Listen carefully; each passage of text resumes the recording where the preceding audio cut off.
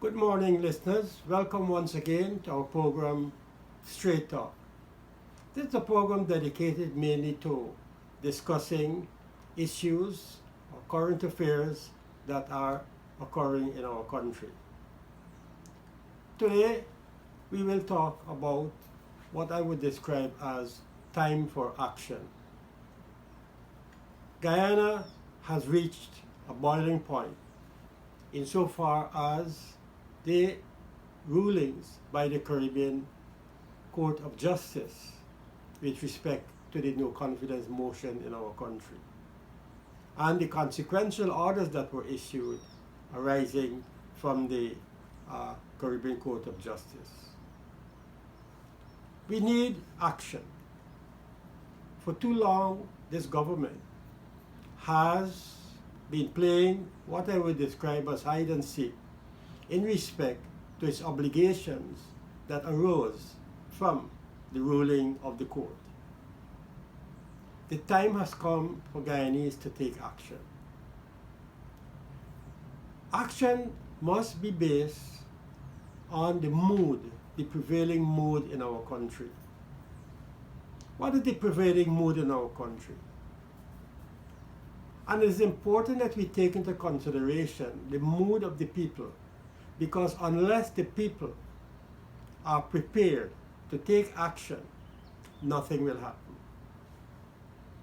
People, that is to say, Guyanese at large, and I must say, even those abroad, must be prepared, must be in the mood to take action. Otherwise, we will continue with this situation of hide and seek politics being played out by the Granger administration. The mood in the country today is one of frustration, anxiety, and anger. People are angry. People are angry because the government is not fulfilling its obligations in keeping with the orders of the Caribbean Court of Justice. People are also frustrated.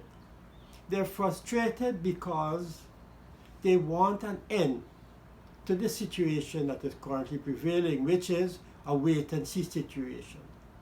Business people are awaiting the government and the announcement and the elections will be held so that they can move on with either their investments or their other business activities. And so there's a tremendous amount of anxiety in the community where businesses are concerned. There's also a tremendous amount of frustration. People are frustrated. Only a few days ago, I met with some taxi drivers, not in a meeting, but just in a discussion. And I was amazed to hear taxi drivers relating to me how for them business is bad. I would have imagined that people or the taxi service would be one of the more active services in this country.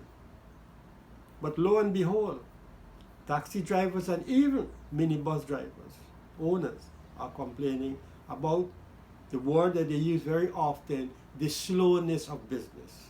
Business is slow. Everywhere you go, you hear this. So the mood in the country is one where you have anger, you have frustration, and you also have anxiety. These three phenomena put together is what is creating a tremendous amount of instability in our country. Some have said that we are virtually in a crisis situation. So if you have anger, frustration, anxiety, you are bound to eventually end up in a crisis situation. And crisis situations lead to tremendous amount of political and economic instability, and at the end of the day, everybody suffers except those who are living the good life. except those who are living the good life and who are not complaining. But the masses of the Guyanese people, including people in the camp of the APNU-AFC, are complaining. So this is where we are at this point in time, and that is why we have decided to call this program, or the theme for today's program, Time for Action. The government of today in Guyana has embarked on what we could describe as a program of mass deception.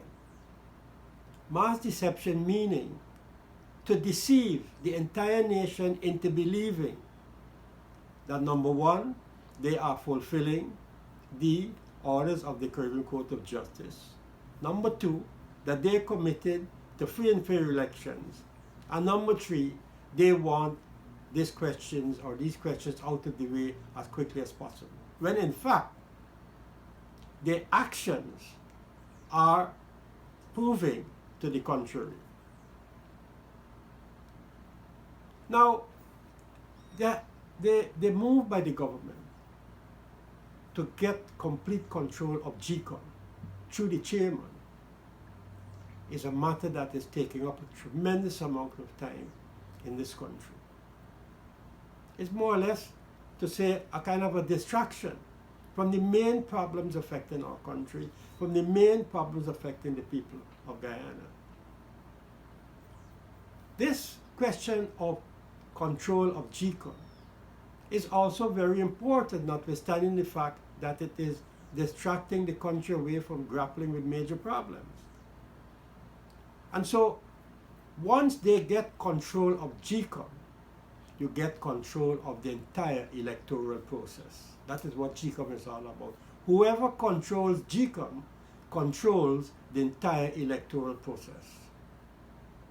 The machinery, the recruitment of personnel, and all the legal activities that GECOM is authorized to do under the Representation of the People's Act and the Constitution of this country.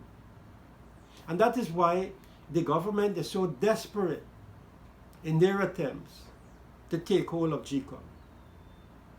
To do that, they must have their man in place, or their woman in place. And so the horse trading is taking place in respect to finding, according to the Constitution, a person that is not unacceptable to the president.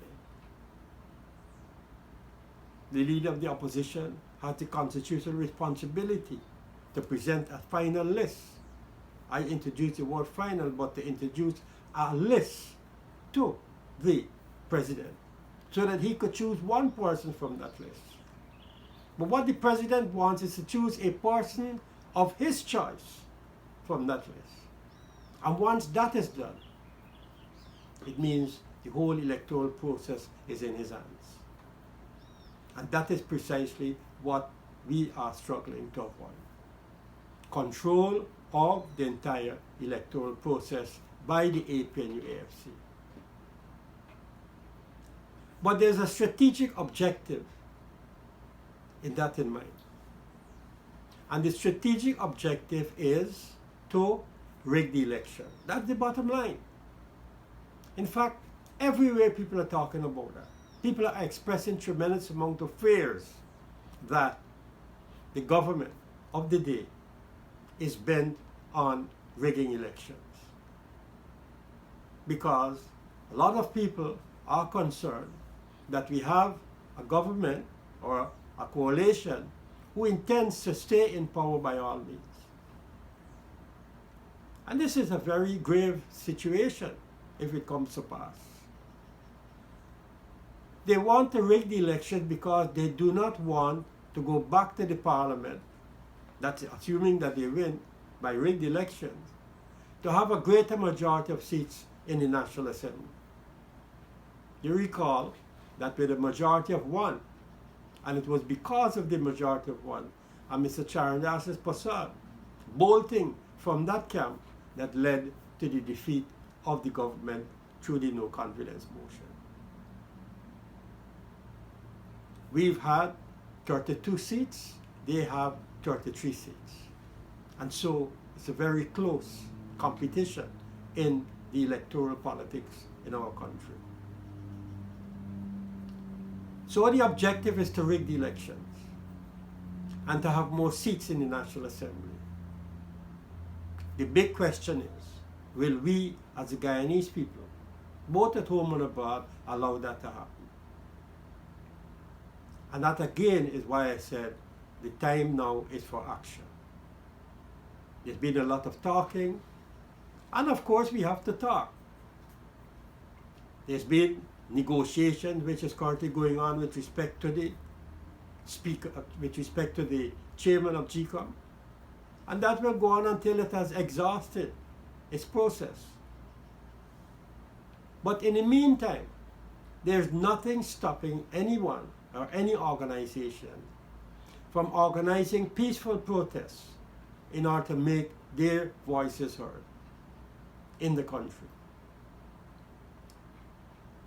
Now, I was very upset when I read a newspaper report where the Minister of Public Security, Mr. Kemraj Ramjatan, on a TV program in New Amsterdam, Berbice, made some very ominous, if not threatening, remarks that if the opposition goes on the streets to create what he described as strife, civil strife, then he, speaking on behalf of the government, has what it takes to deal with that. Now, in the current situation, where there's so much tension, so much frustration, so much anger, so much anxiety, actually a crisis situation, why should Mr. Ramjatan introduce or insert in this rather combustible situation the whole question of threats against the opposition when they carry out peaceful protests? It is clearly not helpful. And therefore, we have to criticize, we have to denounce those remarks by the Minister of Public Security. Now I come to the question, what actions can we take? What actions can people abroad, and what actions Guyanese abroad, and what actions can Guyanese at home take?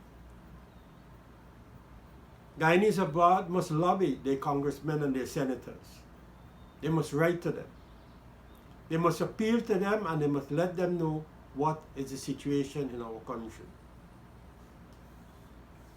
They must let them know also that this government is acting in an unconstitutional manner. And all these actions could imperil foreign investments in Guyana. We, of course, would not like that to happen. We welcome foreign investments. But the behavior of the government in acting in such an unconstitutional way, rejecting the orders of the Caribbean Court of Justice, can only result in instability in our country. And that does not help either the local private sector or foreign investors. So Guyanese abroad should mobilize, picket foreign mission, the Guyanese diplomatic missions abroad, as well as write their congressmen and their senators.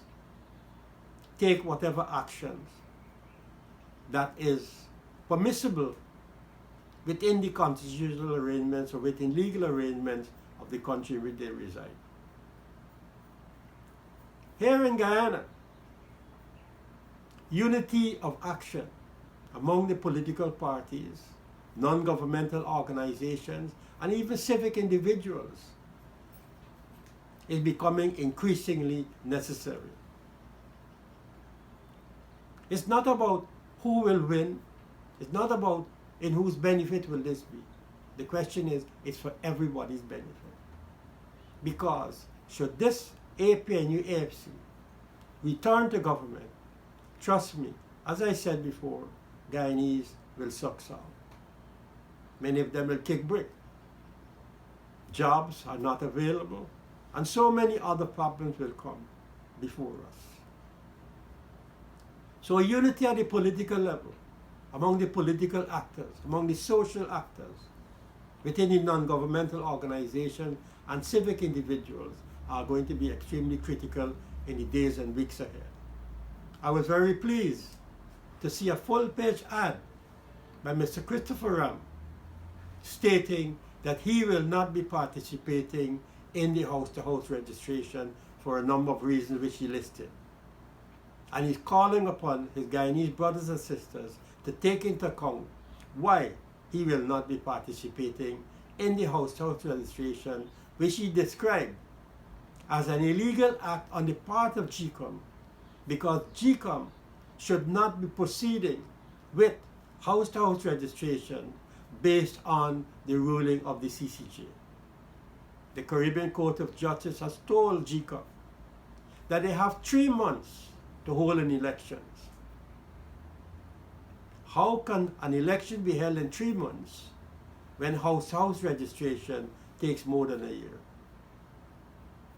So all of this are steps that the government is taking to impose its dictatorial way of doing things on the people of this country.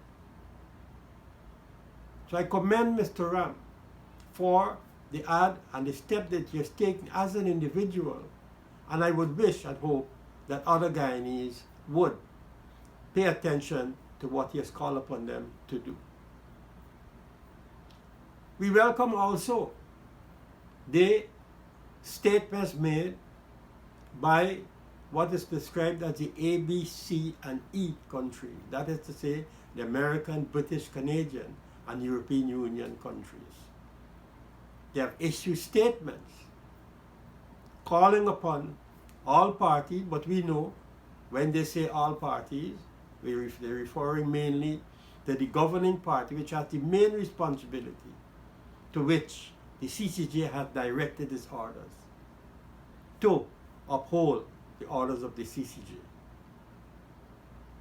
I would not be surprised as the situation intensifies in Guyana, as the struggle intensifies in our country, that the international community will be more assertive in ensuring that diplomatic recognition of the government of the day, which is a caretaker government, does not mean acceptance of whatever actions that they might be taking while they are a caretaker government. The private sector has also been issuing statements. The Private Sector Commission has issued a very strong statement only recently, and we commend them for that. This is because the business community, as I said earlier, is suffering in this current dispensation, and they need relief. Questions have arisen, and that was to be expected. The role of CARICOM. This will form another discussion at a later stage in my straight talk with you. Suffice it to say that it is disappointing at this point in time to know that the Caribbean Court of Justice, which is part and parcel of the Caribbean community, yet the community made up of governments, particularly executive governments, have not even attempted to discuss the situation in Guyana at their recent heads of government meeting that was held, I think it was in St. Lucia. So CARICOM will be called upon as the days go by to take a stand. And it looks to me as though increasing pressure will come on them if they refrain from doing so. So mass resistance, not only by one political party, mass resistance by masses of people, protests, peaceful protests, democratic protests, which are allowed according to the laws of Guyana and within the Constitution of Guyana, is what is on the horizon. the mood must be one of struggle. And struggle to change, not change for the sake of change, but change for democratic way of life, for uplifting the standard of living of the Guyanese people. We have to be prepared and we have to be involved. As Martin Carter, our national poet, said, all are involved, all are consumed. And so this is not a struggle just for one political party or one individual or just a section of the population. This is a struggle for everyone. Because as we know, when elections are over, you have to live with what you've voted for. And if you make the mistake once again, believing that these people are trustworthy, believing that they will stick to their promises, when we realize that after the May 2015 elections, this did not happen and is not happening, well then, my friends, we must learn from those lessons. And in the current situation, we must all get involved.